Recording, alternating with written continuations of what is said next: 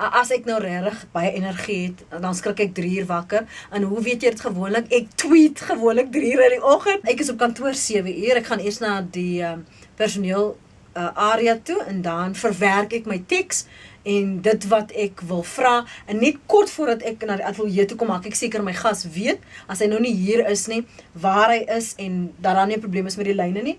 Ek is baie kort, so ek moet altyd 'n stoel kry wat vir my hoogte bied. Sal ek nou hier sit, ek bring my eie oorfone saam. Hierdie is wat ons noem die bank. Hierdie is die deel wat ek beheer en hierdie is die kanale. Op hierdie kanale, as jy net so om sal beweeg, dan sal jy sien, ons advertensies word van hier gespeel. Dis kanaal A en kanaal B, al die klingels vir praat saam, ek weet waarom dit te kry.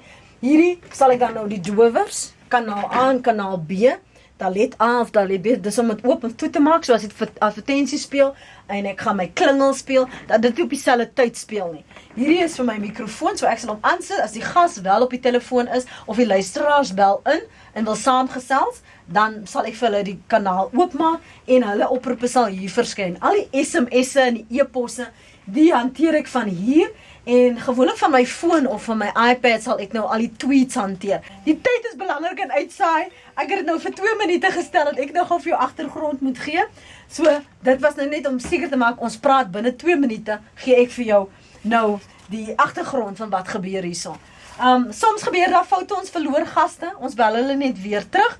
Ek lees wat mense sê en ons inkorporeer dit as deel van die gesprek, van die praat saam. As jy luister na die program, dan sit die gaste gewoonlik daarso en ek maak seker die gas is gemaklik, want as hulle gespanne is, dan kan hulle nie lekker gesels nie. Dit is belangrik dat hulle ontspanne is en dat hulle lekker gesels. So ek kyk miskien hierheen, maar waar jy is in jou motor of by die werk of voor jou rekenaar, voel dit en moet dit vir jou voel, asof ek hier langs jou sit.